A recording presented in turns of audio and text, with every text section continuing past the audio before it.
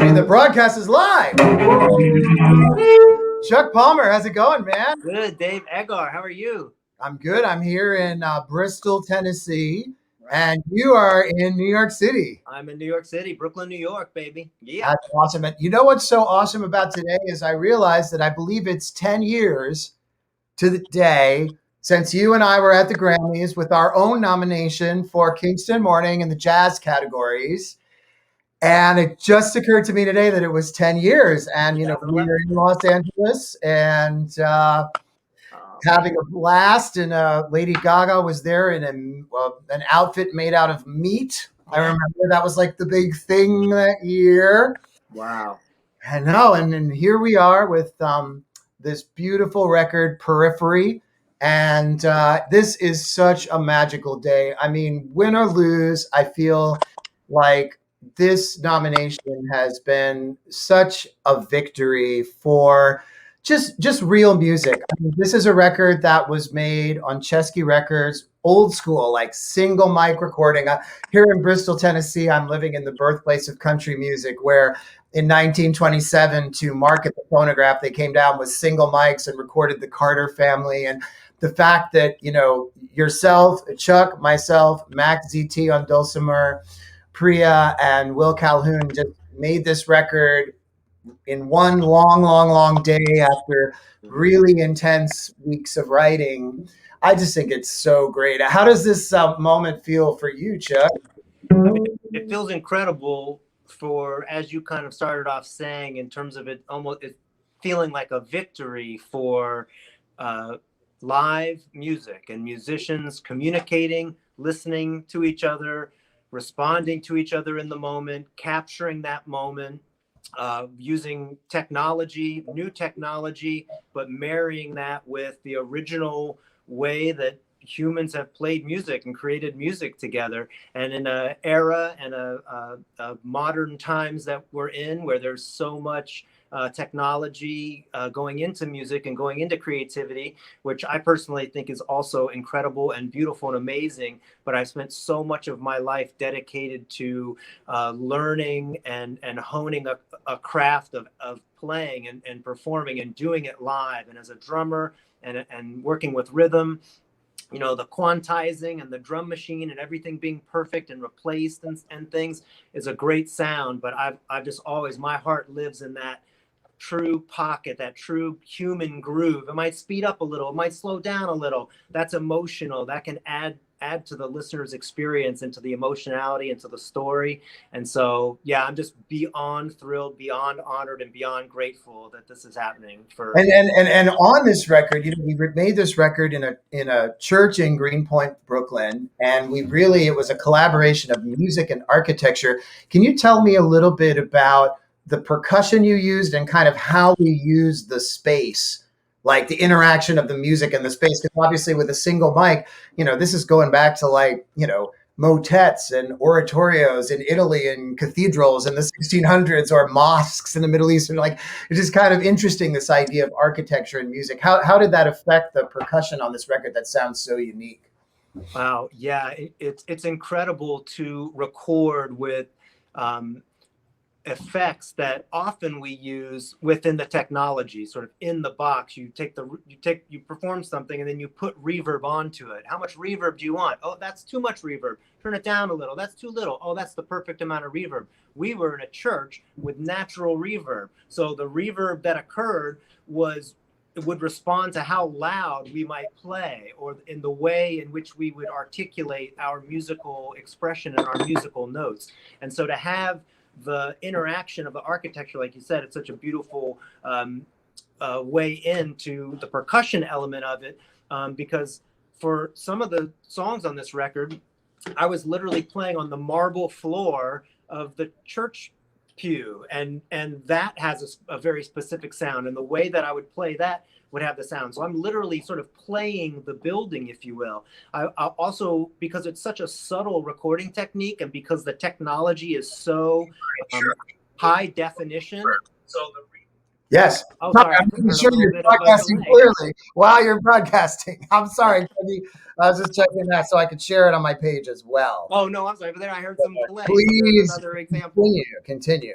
But yeah, so it's such a subtle experience and such a subtle process recording in a church live with this binaural microphone with Chesky Records that I would just be so thrilled for the people who are listening to the record to be aware that we were mixing the record in terms of how loud a cello solo would be, how loud Priya's vocal is going to be, how loud is the percussion going to be, as well as where it lives in the mix. If you put headphones on, you have a right side and a left side, or vice versa, and you do it with the technology afterwards. You can put something somewhere. We did it all live, so the microphone's in front of us, and maybe David Chesky, as he's producing it, would say, "Hey Chuck, move over 1 foot," and then you guys play again. And I'd say, okay, and I'd move over just a foot. And then in the headphones, my percussion part would move over the ratio, whatever that would be within that. And then they might stop us and say, no, now move back 2 spaces. Then I move back 2 spaces. That creates a different volume of what I'm doing to the microphone. So as we're going through and sound checking, the producers and the guys at the record label are coaching and sort of dictating us where the best sound is and for us to go. And it's a beautiful thing just to sort of trust that. On Jahan, the first song, I'm playing a floor tom and kind of a cascara stick on the side of it. And it was so loud, I had to get really far back from the band. And so Dave's playing cello. It's very delicate sound. Max on hammered dulcimer, also very delicate. But we're grooving, and I'm really far away. So I can't even really hear them very well. But because we have so much experience and so much trust and love and communication between us all, I knew I could just play this song and that you guys would be with me and we would all kind of mesh together and whatnot. So even though I was very far away and feeling kind of alienated and a little bit like, oh, I hope I'm doing the right thing here rhythmically. Yeah. The producers were like, no, you go back there and it's going to sound great. And you guys just play. And I'm really proud of that track for that reason, among others. So. Yeah. I mean, there's such a deep listening presence that happens when you're in a space like that. And David Chesky, who's listening now, the producer of the record, I just want to say that, I've worked with David for many years and we'll talk about that in a second. But, he would give us notes like cello, move left and forward 3.5 feet. And it was amazing with the high-tech quality of this audiophile miking. Every single, like you're saying, every single move, it was almost like it was in surround. You could hear every single move that would change up, the sound palette. It was incredibly powerful and beautiful. I see there's so many friends on here, Renee and Beth and Simon Peter Henry. Katie did it, who's a brilliant artist. I love her work so much. Joan Morgan is with us. I'm not sure if she's on the chat yet with us or if she can come on with us. I know Dina Finai is here. Is Dina, are you still here? Oh, maybe she's going to pop back in a minute. Maria 909 is here next to me. Oh, hey, Maria. Hi, how are you? Congratulations. Good to see you. And there's Dina and Kaya. Party. Oh my gosh. Hey, Dave. Hey, Maria. Hi, how are you? Grammy broadcast. Now, Dina, I love that you're here with us today because you're the reason that I know David Chesky and Chesky Records. And you're actually the reason that this record happened in many ways because of your Power of Music series with Daniel Music Foundation. It's one of these magical things that is so incredible in music when all the right people come together in all the right way. And one of the most amazing things about this nomination, whether we win or lose, is how organic the whole process was. And can you tell us a little bit about that evening where you were there and Priya was there and Max was there and I was there and David Chesky was there and Paloma was performing, I believe. Tell us a little bit about how that all happened. This is very exciting. Well, it's definitely not the reason why this is happening, but it is a beautiful chain of was part of the chain of why this is happening. So I'm really honored to be here.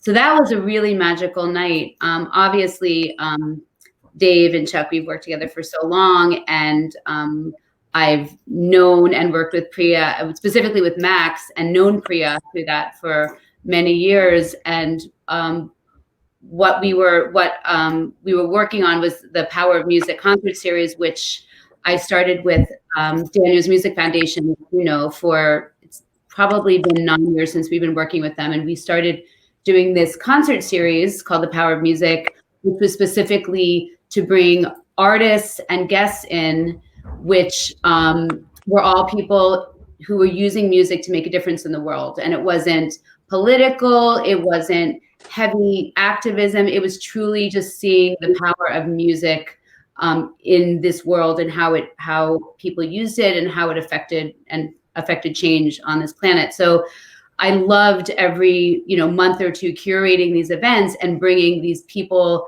that I love and admire so deeply. Dave, you were a guest. Chuck, you were a guest. Other than the guests that you played with, and of course, when I asked Priya to do it, because there's no one that kind of embodies and symbolizes the power of music as much as Priya does, as we know that. So to have her as a guest was such a gift. And of course, you guys were there, and Max played. And that same night, one of the other things I love to do when I curate these events is having someone that's really just starting out, a young artist that truly believes.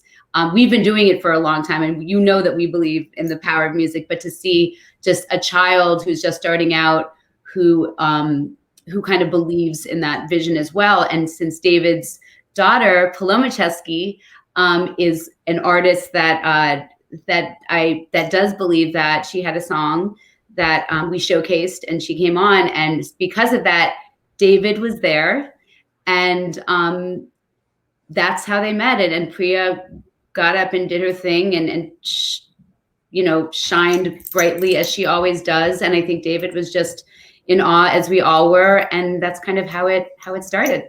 And it was so funny because David Chesky reached out to me in the days that followed and suggested this idea of doing a record, but that it had to happen fairly quickly. And so we had this very, very intense writing camp. I was actually back and forth from Robert Patterson and Victoria Patterson's mostly modern festival. I was taking buses back and forth to do, writing sessions. And one of the things that was really amazing about working with Priya on this record is because she has this background that's so incredibly grounded in Carnatic and Hindustani music, especially Carnatic music.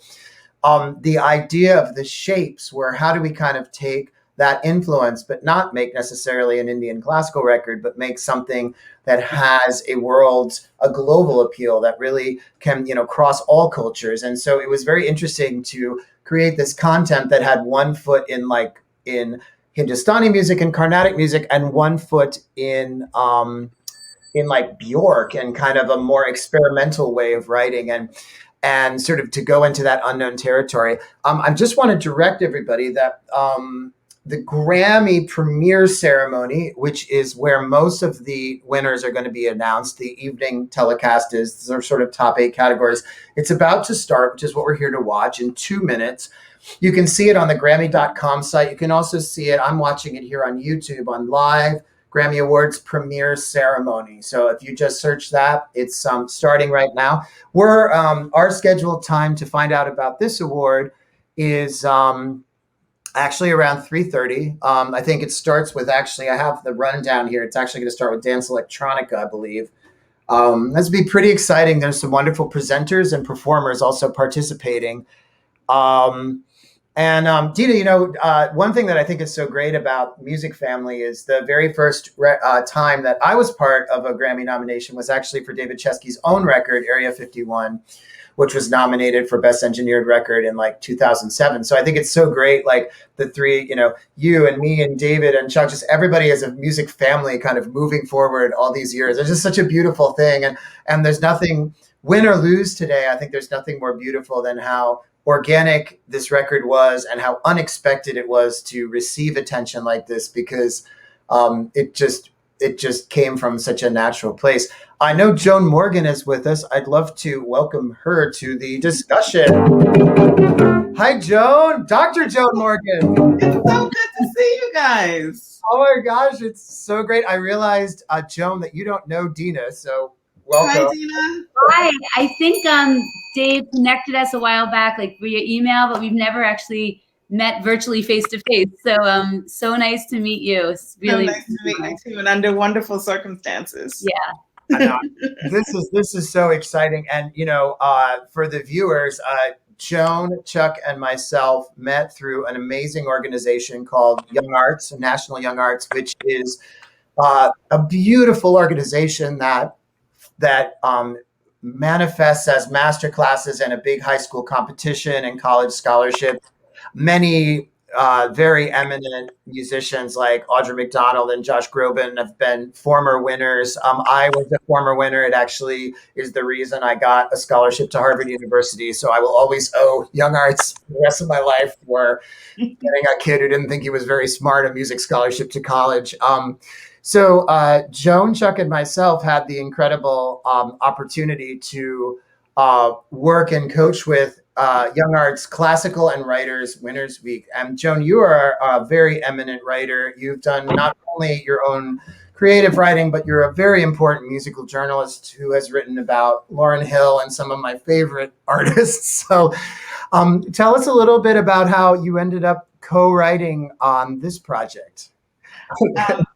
It is, I actually was in the bathroom getting dressed and trying to, like, how in the world did this all happen? But Dave kind of gave you our origin story and how Dave and I met. And we have worked together on different performances with me working with writers and combining them with his classical students. So, we'd formed a rapport, and basically I was in the middle of writing a dissertation and honestly saying no to everything. Like the answer was just an automatic no, except Dave called and said, there's a songwriter, there's a woman I want you to meet, and she's working on a song that's giving her a bit of difficulty because of the subject matter. And one of the things that we teach at Young Arts is, rather than say, no, I don't do that, that you are supposed to work interdisciplinarily and that you say yes and you jump into the challenge. So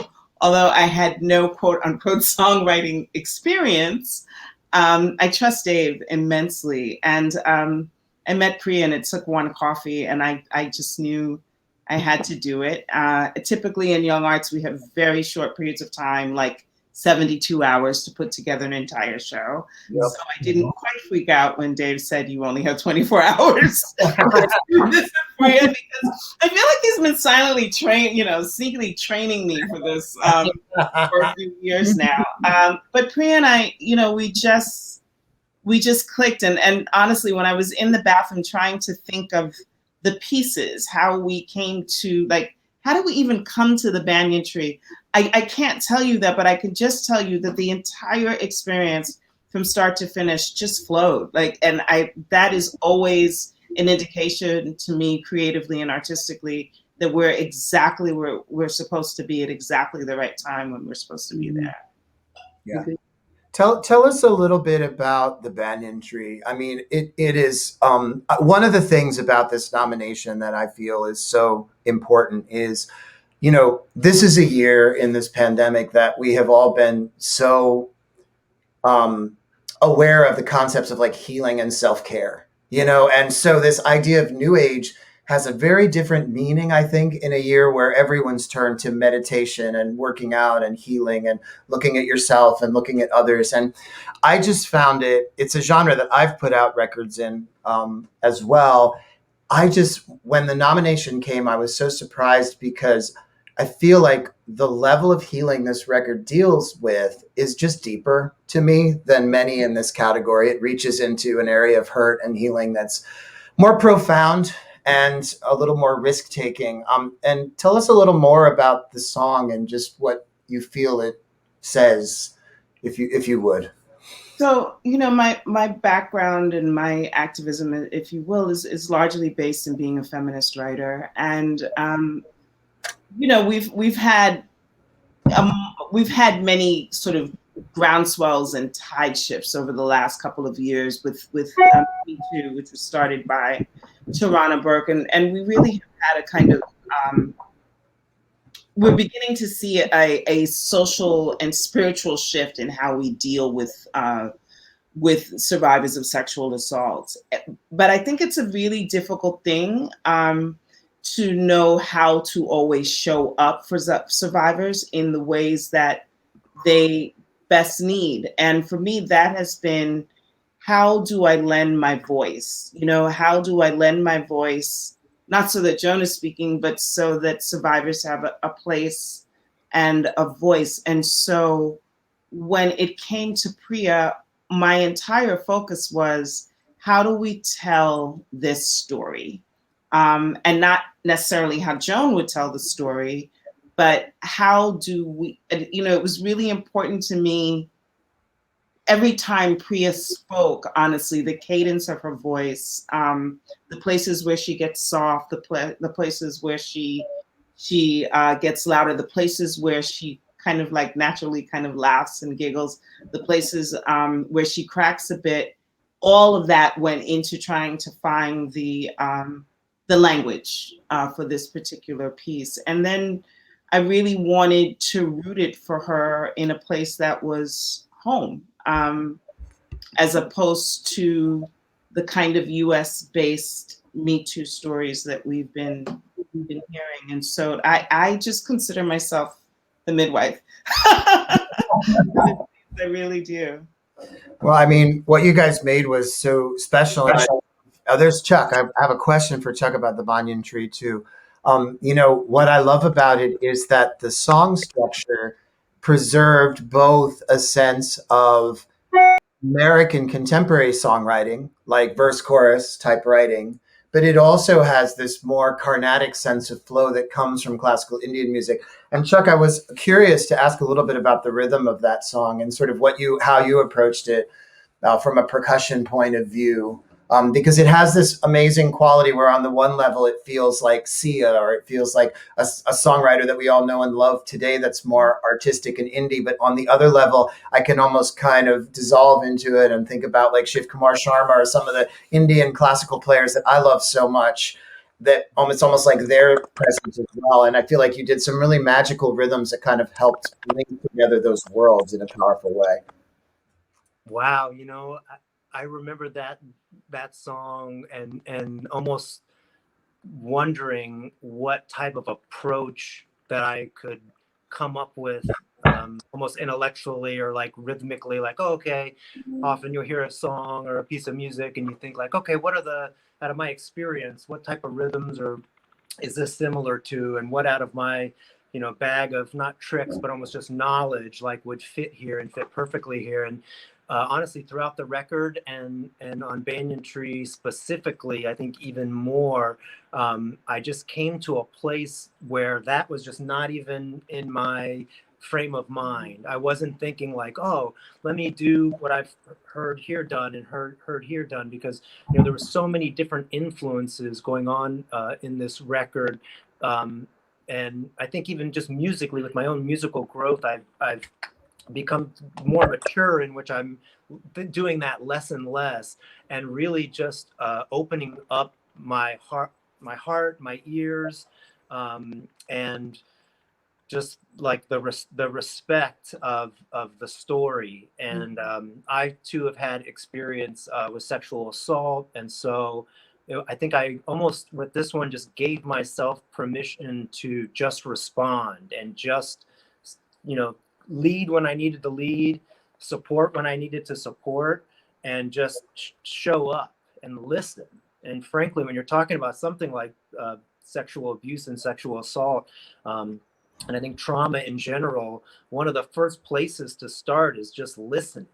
I believe listening can be an action that we can take, and in just giving someone the space to tell their story and not try to help, not try to think of something to say, not compare it to your own story, not anything, but just holding space for someone and just listening to them is really a powerful thing. And I think as a musician, I think every instrument, but I think maybe drums are really integral to that kind of listening and that kind of space and that kind of support and experience. And so on that song, yeah, it was very much a non-decision moment for me. And what happened was what was just pouring out of my heart in the most supportive way that I could in that moment. And so, and I remember being like, what am I doing? Like, is this cool? Is this working? Is this okay? And I think it was Priya or maybe you or Dave or Max and I think Max, and he's like, no, it's great. Yeah, it sounds great, man. You know, and I was just like, okay, so I'm doing something that's functioning, and I'm just gonna let go, you know, and just be. So that's what I tried to do. Yes, I mean, one of the things that was so great about the record being done in this audiophile way, where it's a single mic recording, is that, you know, there's a vulnerability that happens. You know, we're in a church, we're in a spiritual space, we're all spread out, and there was something about the listening at a distance that I think also makes there a certain kind of geographical aspect to how you hear the song. And the Banyan Tree always makes me cry, Joe. The lyrics are so beautiful. I don't think I've gone through it one time and like not cried. I think it kind of, you know, speaks to everyone, and it's like that, you know, that way that we've struggled with, you know, things we love that hurt us, but that we love them and they've made us who we are, but they've also injured us terribly. And how do we rise through that and above that?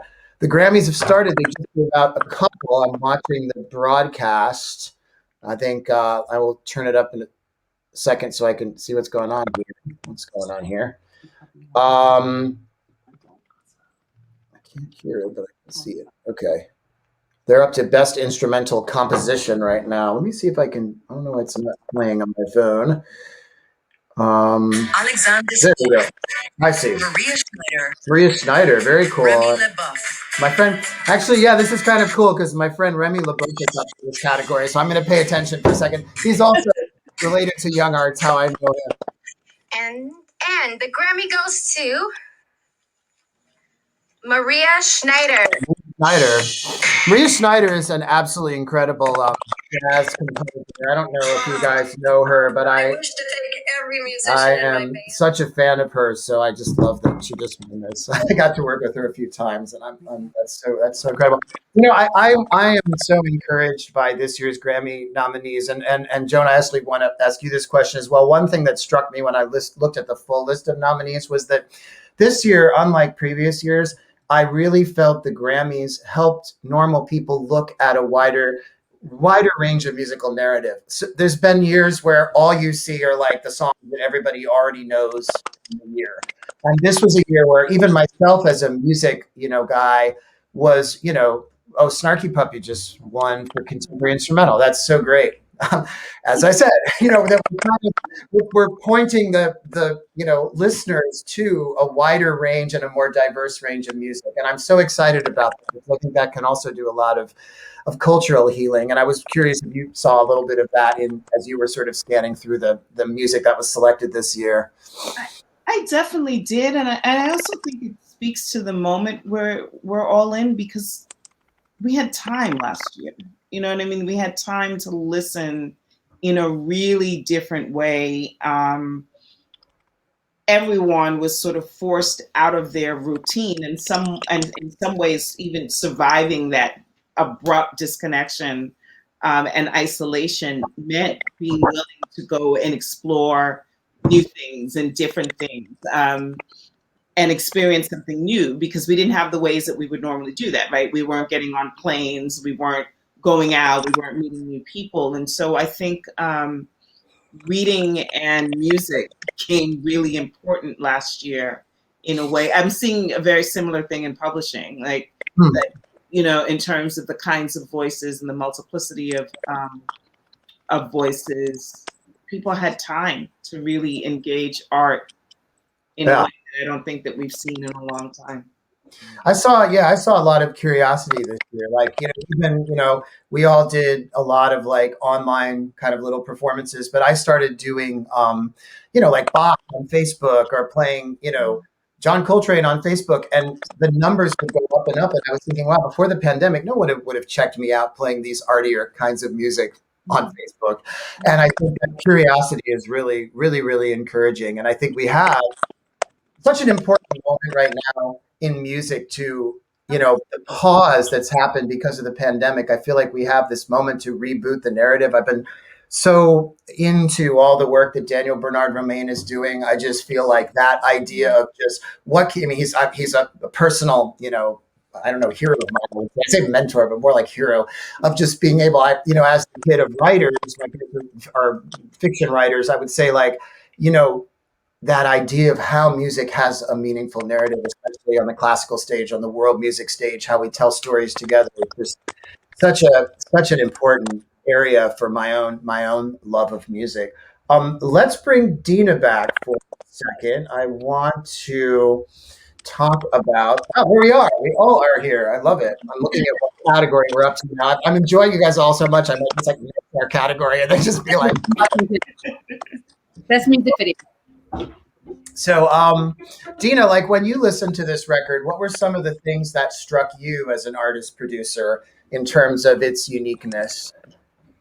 Well, I think, we're all, in this industry, it's, we're so used to, overthinking, overproducing, making something beautiful and perfect, and kind of so many things that even in our society we've done, just overly working, not kind of trusting the process. And I think what's so beautiful about how it's not only how it happened, how it was recorded, what, the journey of it since it's been recorded, is just the truth behind it, how organic it is, how we just it breathes, and when you make something perfect and you hold it, you choke it, and just to see how beautiful the truth can breathe, and watching how that has happened in the journey of this record, in what it speaks of, what it who it resonates with, and what it sounds like. I think it's just it's beautiful, and I think it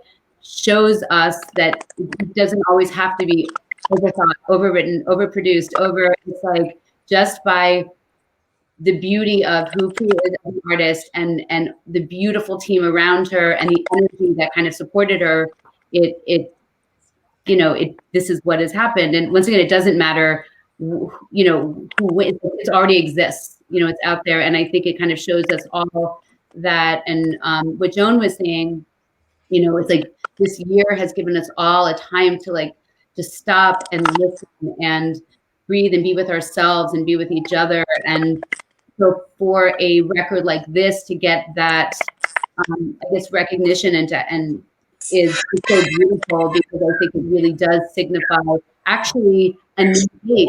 I mean, we are, right? Like, this is the age of Aquarius, right? This is the age of the feminine, truly. And so the fact that this can, that this record is part of that, that the beautiful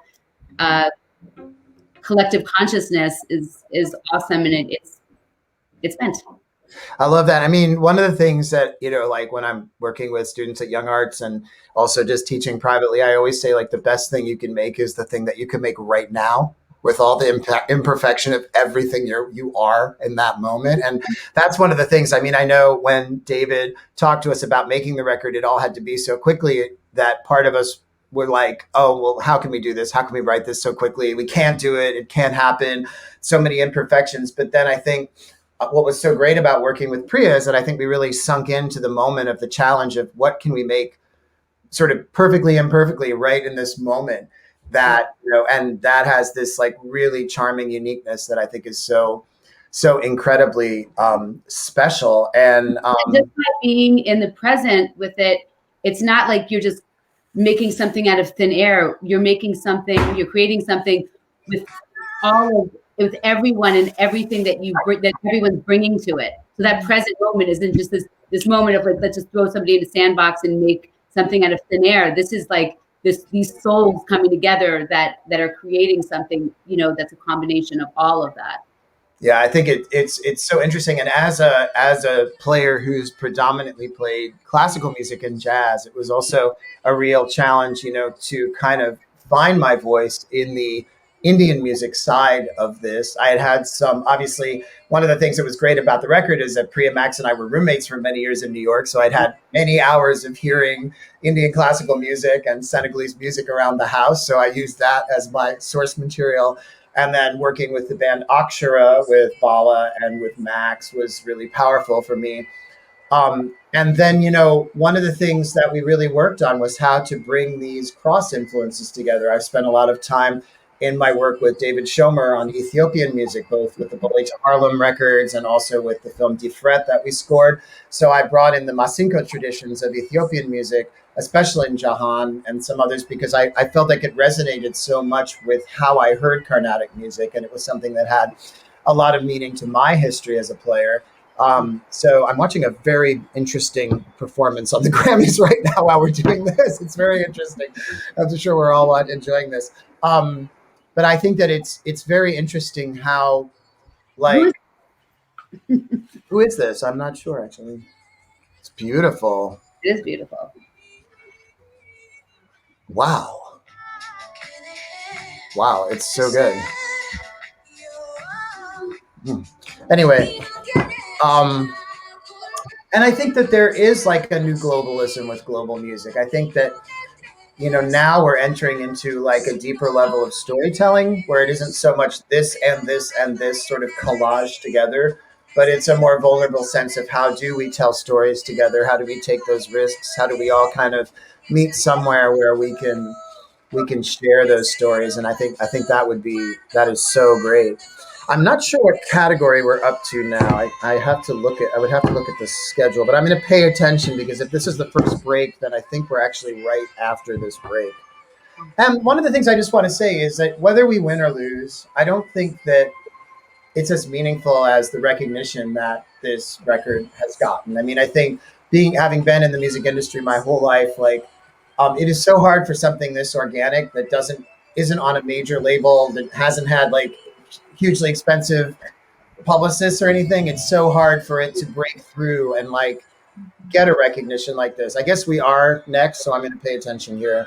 But whether we win or lose, it's not as important as what happens. I'm so nervous right now, though. I feel like I'm in third grade. It's a beautiful performance. Yeah.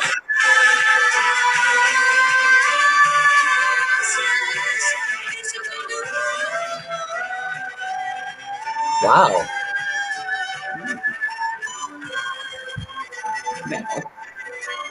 I'm buying this person's record. I don't know this person, but whoever they are, I'm buying this record. It's so beautiful. Wow.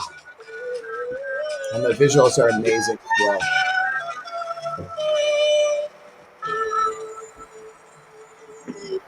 All right.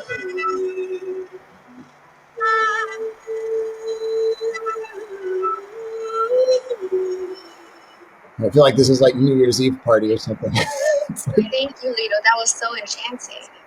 And now, let's continue the show.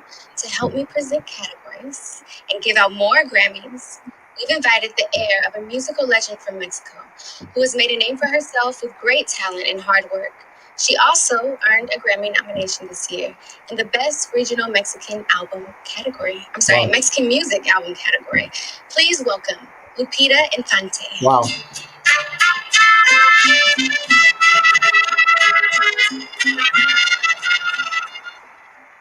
Hello, everyone. I am so excited to be here and to be part of this exciting ceremony. And I want to wish you all the best. Guys, Let's give out some. Dave, you're a little behind. Best New Age album is now.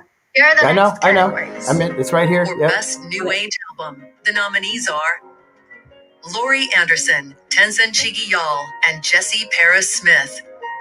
Priya Darshini. Woo! Woo!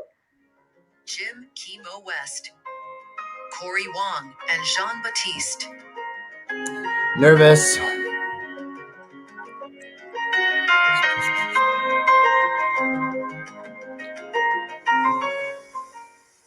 And the Grammy goes to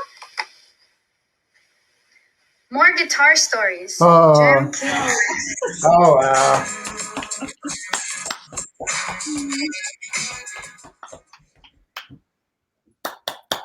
Oh, oops, I lost. Priya wins in my heart. Priya wins in my heart too. Me too. Me too. Me too. Performance song. The nominees are Melvin Crispell III, Ah, that's okay. Ricky Dillard, But Joy but the thing is that, Frazier, you know, they may Lonnie join us in a Perkins, minute, which is Lecrae cool. Moore, and Jazz Nixon. Before you joined us, can you read what she wrote on Facebook? It's such a beautiful message, and I think it's beautiful to share it. Yeah, exactly. And I think the most important thing is exactly like somebody just wrote Priya wins in our hearts. I mean, I think, like I said before, the most important thing about this ceremony is the attention that it brings to music that, people wouldn't otherwise check out. And I think, this record was such a special record in terms of we never thought it would even get this far. So, I mean, I think it's sad. Everybody wants to win, but, but I do think that it's such a beautiful thing to see something just this organic get that kind of recognition is just so unusual and so.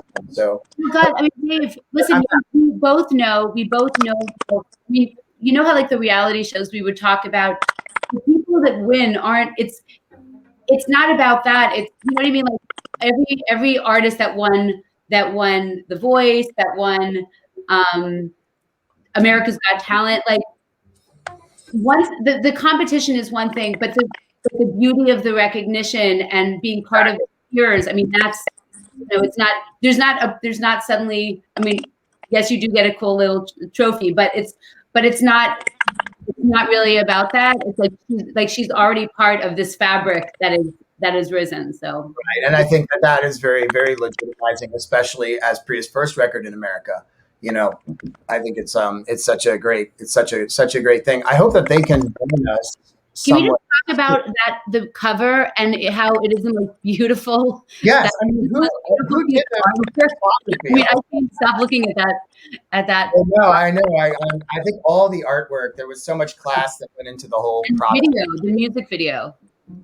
Exactly. Yeah. I mean, the video was done in India. The video for the song "Home," which was a single of the record, and yeah, I mean, I think that it is a really, really special, really beautiful video, and Karsh Kale is here. Let's actually bring him on. And Matt, can you put Dina and Karsh on? Hello, Karsh. How are you? Hello.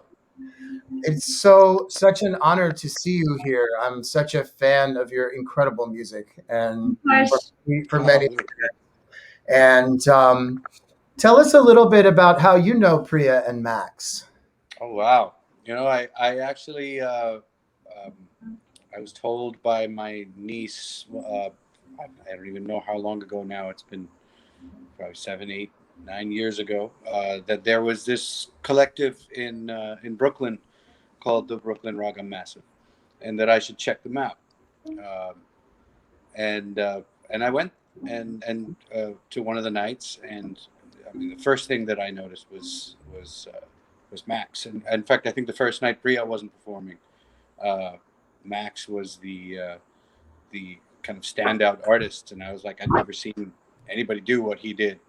And then he was the one who introduced me to Priya, and Priya is such a unique, incredible artist, incredible singer, incredible. I mean, and also multilingual artist, which for me is always very inviting in terms of collaborators. And then they became my friends, and so then we started collaborating together, the three of us, and then we had different ensembles that we put together. And yeah, I think that like collaboration and friendship has kept us close and in touch for this many years, and it's quite amazing to see what's hopefully happening tonight. Wonderful. Where in the world are you right now? I'm in Goa in India. Ah, wonderful. Well, thank you so much for being with us. This was such a special record to make because it crosses over a lot of genres. As a cellist, it was very cool to kind of like explore a wide range from sort of like Senegalese kind of feeling melodies to also Carnatic music. And your music has been such an influence on musics that have brought the world together, and it's just a real honor to have you here with us, Karsh. Like, and I've listened to you. So where are you, all of you guys right now? You guys are all over, spread over the States right now, I'm assuming. Yes, I'm actually in Bristol, Tennessee, which is the birthplace of country music. And Dina, I believe, is in New York, and Chuck is in another part of New York. I think Max and Priya are in New York also. They're in New York, yeah. They're in New York also. There's some comments. There's so many wonderfully lovely comments. That Dina, to your question before, the cover photography is by Ben Rosser. Beautiful. Shout out to him. There's so many wonderful comments coming in on people just loving the record, which is so great. Karsh, how do you feel about the idea of Indian music coming together with other musics of the world, classical music, more contemporary styles? In terms of Sorry, say that. No, I was just sort of saying, what do you feel is sort of the next direction for classical Indian music coming together with other styles of the world, like classical European music or songwriter genre? Well, I think what I was talking about before when you asked me about both Priya and Max, what I found, really attractive about them as artists to collaborate with is that they were taking what they had learned in these very rigid styles of music and using them as just bits of a broader palette, or what I always say, multilingual. So they are able to speak many languages at once. And that's what I think the future of all music is. It's not just Indian classical music, but that we're able to learn these very rigid traditions and then use them as statements within a larger, or actually sentences within a larger paragraph that, where we're using, disciplines from all walks, and that's what I feel like Indian classical musicians. I mean, I think not just Indian classical musicians, but any artist who studies as much as you have to learn a craft like that can then say much more than just that craft, and I think that that's the future for classical music in India and for music all over the world. Yeah, I really love that you touched on this idea of like the depth of musical syntax. Like, I always love, coming out of classical European music, I think Indian music is the music that has a similar kind of complexity to classical European music. And it's always interesting to see how almost like two different mathematical coordinate systems, it's like polar coordinates and Cartesian coordinates. It's kind of like looking at the same. There's so many interesting parallels between like the music of Olivier Messiaen and Carnatic music. And like, there's been many times I've played in Carnatic groups that I've literally looked at pieces like Quartet for the End of Time by Messiaen and kind of like found the way that it kind of touches on many of these same issues. And I love that you touched on this idea that the syntax is deeper than what the surface is. A lot of people miss that in how they try to pull. I mean, I always talk about there's two different ways of looking at. I mean, these forms of music, you can recite them and present them in a way where it's almost like a museum piece. Stuck behind glass, and or it's a living, breathing, organic thing that's continuing to grow. And if that's the case, then it has to be something that's constantly changing, and it has to be something that, Carnatic music for one person is a completely different thing. That even if two people learn the exact same form of music, why they want to say that, yes, we all have our own reasons for using and saying and using these things. I mean, why I would feel inspired to quote Shakespeare right now is a completely different reason why you might, or even if you cared to. And that's the artistic choice that we always, that's and of course the responsibility of, carrying on traditions like Indian classical music or classical music, Western classical music. I mean, these are, if we don't carry them on, then something profound is lost. But Absolutely. At the same time, we need to get out of the glass box. 100%. And I think, you brought Chuck back. Hey, Chuck. Chuck, Karsh, did you guys beat before? Chuck did all the percussion on the record and has been working with Max and Priya and myself for many years. And we had the amazing opportunity on this record to have Will Calhoun from the band Living Yeah, Color. And Chuck, can you tell us a little bit about I got what to tour with that? Will for quite some time. I mean, Yeah. of course, I grew up a huge fan of Will Calhoun as a Living Color fan. When I was, when I was a kid in high school, I was, had all the Living Color records and all that stuff. But years later, I got to tour with a band called Madman of God with Susan Dahim and myself and Will. And Will is an inspiration as a percussionist, as a drummer. He's another one, constantly evolving, constantly changing musician. It's interesting. Chuck and I, our first project with Will was also because of Young Arts and was also with Susan Dahim. Oh, wow. Robert and Billy Redford, The Way of the Rain. So we've done many things with Will, but our first main experience with Will was actually also with Susan Dahim. So that's kind of a wonderful kind of thing. But I really loved in many ways, Chuck, what you and Will did in terms of how the percussion was used environmentally on this record. I felt like there was never a moment where you didn't have like a really profound sense of like how the space in the church could be used, and there's moments where it does function as groove, but a lot of moments that it also functions as atmosphere. And I was curious if you could tell us a little bit more about that. Dave, you were breaking up a little. Was that directed at me? I'm not sure why is somebody not muted that should be muted, Matt? I'm not sure. I didn't change anything in my audio settings here. So I'm not sure why it's doing that. I think I understood the question. And in terms of, I know we touched on it before with the architecture. I know where Will was playing his water drum. When I wasn't playing, I remember I just stayed in the live room of the church while they tracked it.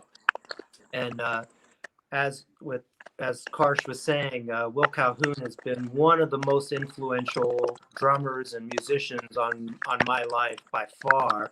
I shook Will's hand at a drum clinic he gave in Columbus, Ohio, at Columbus Percussion Center, when they were touring the Time's Up record. And we talked a little bit about. What year was that? Because you know what, I saw Will at a clinic and did exactly the same thing. I have a photograph with him when I was is the year that the Time's Up record came out. So I think we did the same thing. I think it was like 88, 89, around there. I felt like I was around 13 years old. I think it was around there. And that's so cool that the connections, the circles, kind of come together. But I feel like that record, Time's Up, in particular, really taught me a lot about rhythm and not holding on and dictating rhythm and holding on to it tight and kind of it really showcased the fluidity and the communication that I love so much about music, and I felt like we were really trying to capture on this record. And so, in terms of using the environment of the church and using the different sounds of the percussion choices, it was really exciting and liberating for me to not feel like on this record that I needed to play percussion that was sort of standardized and it sort of sounded kind of normal, like kick, snare, hi-hat kind of drum sound, or standard cajon thing, and put the shaker on your leg as well, and kind of the standard stuff. I really had a fun time just experimenting and trying to come up with new sounds that you'd hear it in the song and think like, oh, there's some rhythm and I'm listening to music and it sounds good. But if you knew what I was playing, you might say, wait, you were playing on a box, for example. So on some of these songs, I actually would go to stores like Pier 1 Imports or Crate and Barrel and take my jazz brushes and take these different like boxes off the shelves and listen to them and the different textures, how textured they were, like snare drums, what they sounded like, kind of hitting them that way with my hands or with the brushes.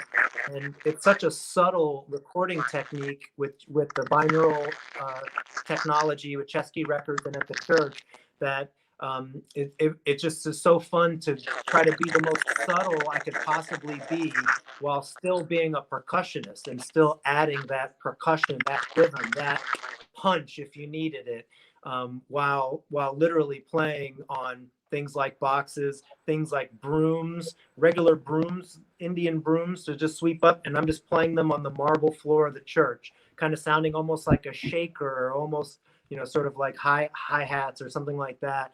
And so, yeah, it was, you know, in terms of using almost like found objects, you know, anything goes when it comes to percussion. You know, we can play our body even if we need to or want to. And so it's always a joy to have that creative freedom and be given that by, you know, a record label like Chesky, artists like Priya, working with Max, obviously you, Dave, and Will Calhoun. As you said, Karsh, he's just constantly evolving and just, you know, when we worked with him on The Way of the Rain, sometimes I would play drum set, and I'm thinking, why am I playing drum set? You know, if Will Calhoun is here, but it was because Will was playing, you know, his electronic hand drums and all these, a plethora of different percussion instruments that he works with and helps to design and create. And so, yeah, it's an immeasurable honor to know Will, to call him a friend, and to be able to work with him on a musical level is, I don't think I'll ever get used to that or not be just completely, you know, floored at that reality. I know, it's so amazing. I think Priya is with us and can join us now. So let's bring Priya on. Priya, you look fantastic. Hi. Hi. Thank you. I'm having champagne. I know we didn't win, but congratulations on this historic nomination. And it is such a joy to work with you and be in your world and be inspired by you. And tell us a little bit about what this record and this journey has meant for you. I think it's such a powerful and personal journey. I mean, firstly, the making the record itself, writing the record in the time that we had, and then the whole recording process itself has been, I can't, it was surreal. Now I've been thinking back and looking back at how little time we had and how we had to just really dive in so deep and come from a place of 100% honesty. It was, and under that pressure to work like that was a lot. And I couldn't have done it without three of you, honestly speaking. In fact, recently I was thinking about it. You know, one has to feel safe to be able to do something like that, to have a live record and to put down all this music that we didn't have a chance to workshop and then immediately go live with it. And of course, with the type of content. I just so grateful to even have gotten here. So I'm super thrilled, really excited for just being here today. I know it's I don't think, you know, people who aren't musicians, I don't think they even understand that just getting to the nomination process is so crazy. Like thousands of records come in and then there's like a pre-nomination, and to get down to that last five, and Priya, especially as, you know, your first record in America and as an artist that isn't famous here in America, what's so great about that is that it really was your record that did this. It wasn't the politics, it wasn't the connections, it wasn't a secondary fame. It literally was your music, and that must feel amazing to know that you did this with your talent. It was done by you. And I think, and on an independent label, a little label, I think that is an accomplishment that is almost undoable. You know, I mean, I was telling Max before, there are so many times I've been involved with pre-Grammys where I think something is a sure bet that's on a major label and all the little pieces are in place and it still doesn't get a nomination. So I was so surprised when this happened. I was like, how in the world did this happen? This is so amazing. Tell us a little bit about your next steps. What are you looking to do next? Is it a studio record coming up, or what are you thinking you might want to pursue? Acting career, starring in a huge movie? I don't know. If that happens, why not? I was in film for a while, and I I still want to keep that open. But musically speaking, yeah, I want to do a studio record. And I have a couple of records that I'm already working on. And also, Dave, I'm planning to come by, visit you, and write another record with you, wherever you are. Yes, I think we have been chatting about right here in Bristol, Tennessee, birthplace of country music, making the birthplace of country music's first crossover Carnatic record. That's very strange in my head, but perhaps it will be brilliant. It should be. Yeah, no, I'm super thrilled. I have so many ideas. This was a live record, and it happened so like it. I guess I didn't even know I would write music like this. This process brought it out of me. You know, all the other stuff I've done, you know, when I have time to sit with the music, when I have time to think about it, and when I record, it's so different. This process brought a completely different side out of me. And I'm kind of grateful for that, because I didn't know that I could write like that. So I'm actually curious to see how I can use some of what I learned here and bring that into the studio. Because the beauty of this record, of playing live and, you know, playing in that type of space, it brought out something very special. This, you know, and I don't know, I've never heard that in studio recordings. So I think I'm curious to see, is there a way to translate this type of sound and vibe and, you know, emotion into the studio? How do we do that? So I would love to do that.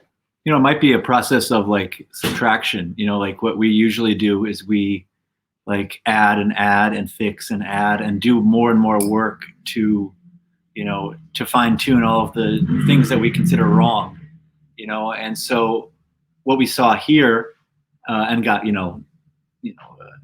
an acknowledgement of is just that moment, being in the moment and not focusing on anything else other than just the actual performance at that time. How that really was successful and effective and worked and, you know, connected to people. So maybe, you know, we'll have to figure out what specifically we can do, you know, in the studio that can still give you that feeling and that emotion. But I think subtraction is probably a good place to start.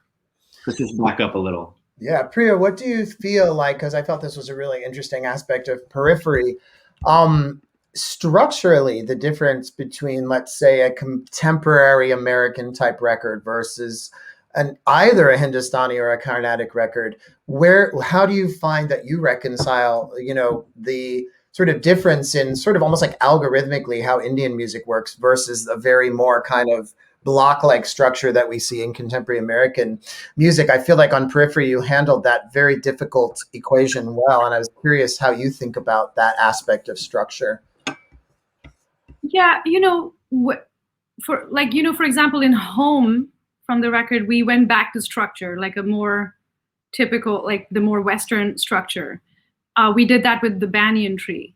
But most of the other songs on the record, we kind of went with the free flow. I like the idea of letting the emotion dictate form rather than form dictate the emotion. I think that's what happened on this record. And I mean, my background is primarily in Hindustani classical music, Carnatic music for a short time, and then I moved on to Hindustani classical music. And in Hindustani classical music, you know, you're pretty much improvising for like an hour, you know, or more. So exactly. You have a structure in mind. All night concerts, yes. Right. You have a structure. You have to work within a structure, and that's the only way to improvise. Because if you lose that structure, then you could easily be all over the place. So you still have a structure. It's just a different kind of structure. It's almost like I see the analogy as running a 5K or a marathon and running an ultra marathon. You know, you have to change your strategy. You bring out, you have to work with the different tools that you have, and you bring the tools out when needed at different times based on this long format story you're telling. You know, it's also telling a story in 3 minutes, 4 minutes, or telling a story in an hour. And you still have to keep it engaging, and you still have to make sure that every single moment is purposeful and meaningful and has intent, and that anything you're bringing in is not just there to fill time. You know, it's not there to just fill a gap. So I think in that sense, I'm still grappling with how do I bring that type of an understanding into that type of structure into a more Western format. What I use mostly is I use the songwriting abilities from my Hindustani classical training. You know, when my improvisation. So when I was writing a lot of this music, I sat with a bunch of these ideas and I improvised with them a lot, and then I recorded them and picked out ideas that I really liked. And that really helped me with like picking out very specific, purposeful ideas, right? And then also it was about trying to bring in the emotional aspect of it. It was about bringing in the staying in the moment aspect of it. And like you see in our album, hi Joan, there she is. Hi, congratulations, Joan. Aww. So yeah, you know, on this record we had structure, but we also allowed for we left space for improvisation, and we didn't dictate the number of bars that we would improvise. We didn't dictate that. We just let it go, you know? And I think that was the beauty of this record, that we let the moment dictate where the music goes next. There's a funny moment actually and it's great we brought Joan on here, in the Banyan Tree, where you guys were literally like fine-tuning the rhythm of the chorus, or like of the verse, you know, in between takes. Yes. And so you were like changing it and saying, oh, let's put the emphasis here, here, here, here.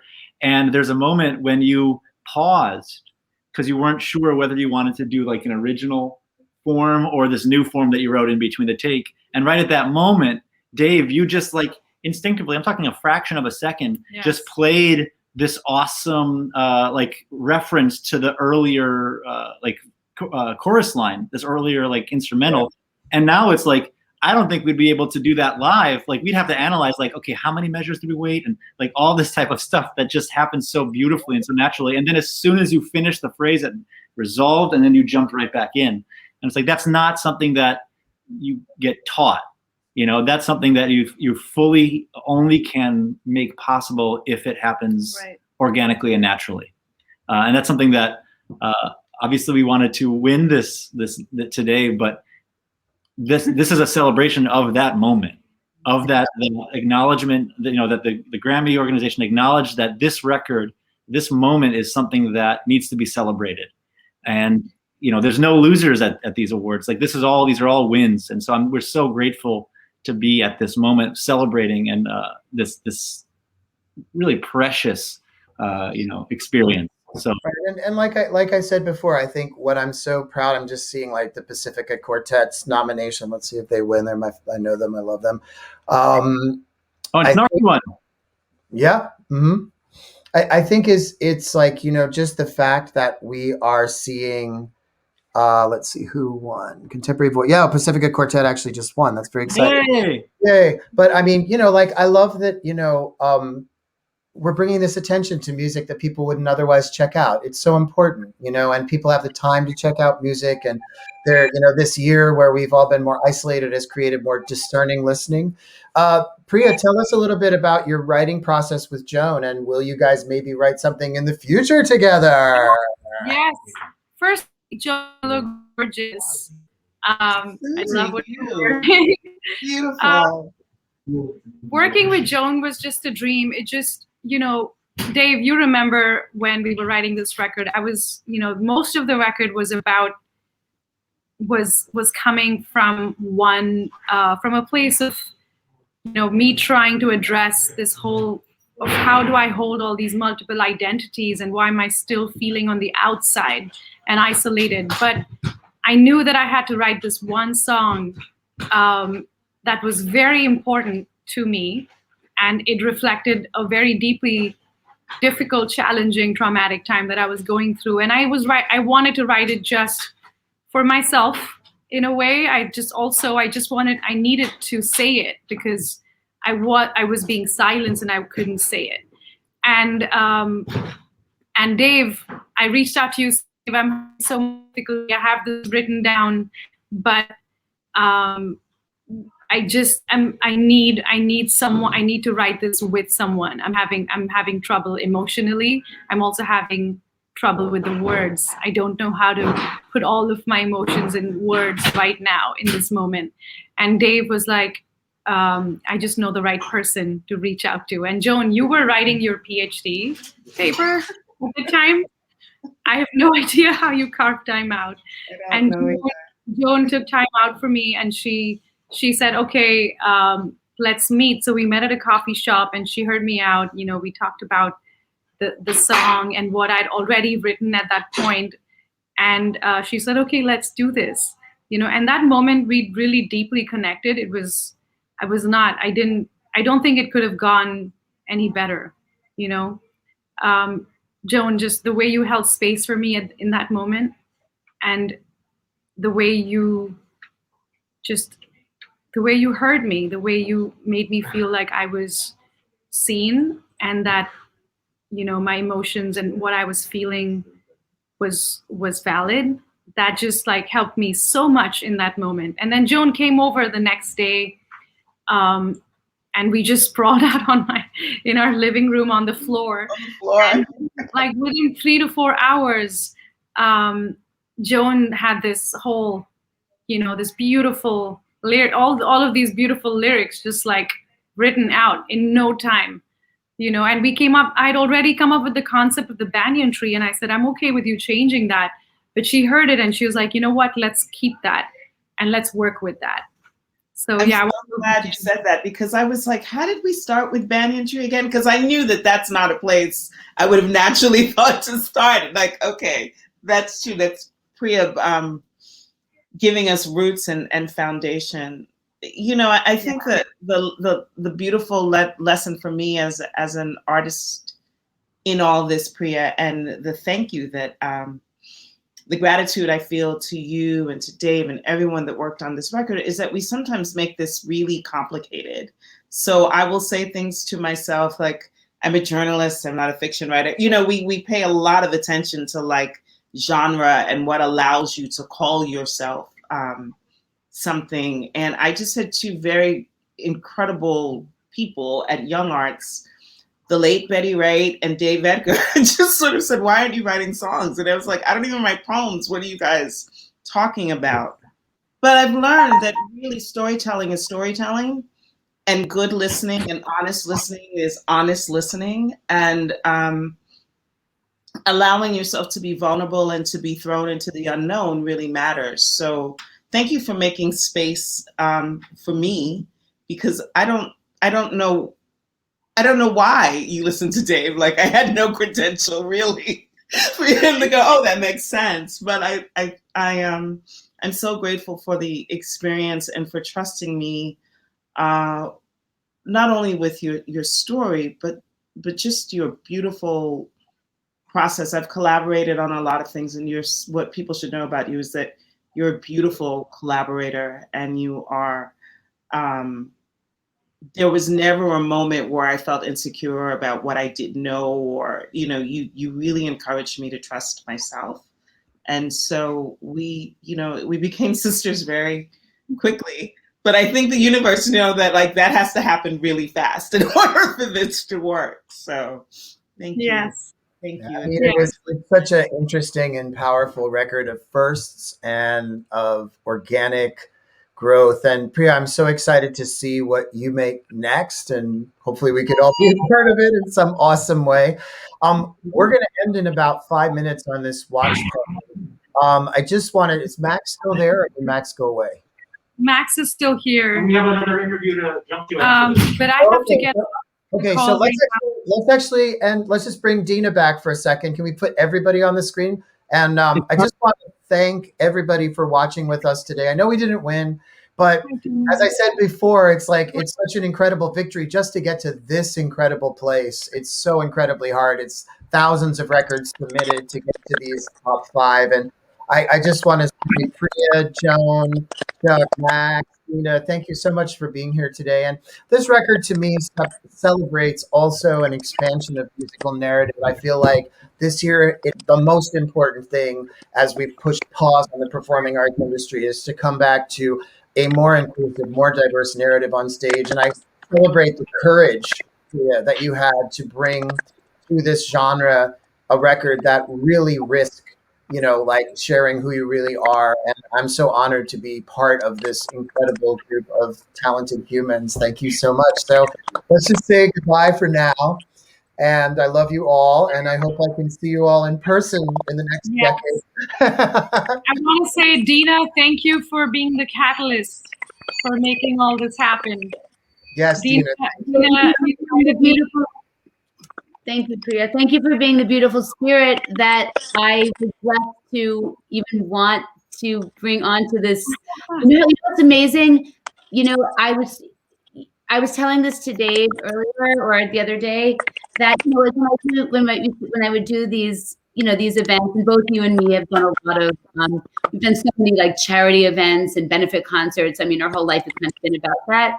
But the fact that you came onto it as a gift, and through that something beautiful happened. Because when you ask your friends to do something, it's like you really want, you never want it to be a favor. You want to do it to really help, to let them shine. But most of these things don't, they might just, a lot of times they're tedious and they end up being more hassle than it's worth, and it's not really connected to the cause. And so the fact is that you're so gracious in being part of this, and then through that, everything organic happened that you deserve.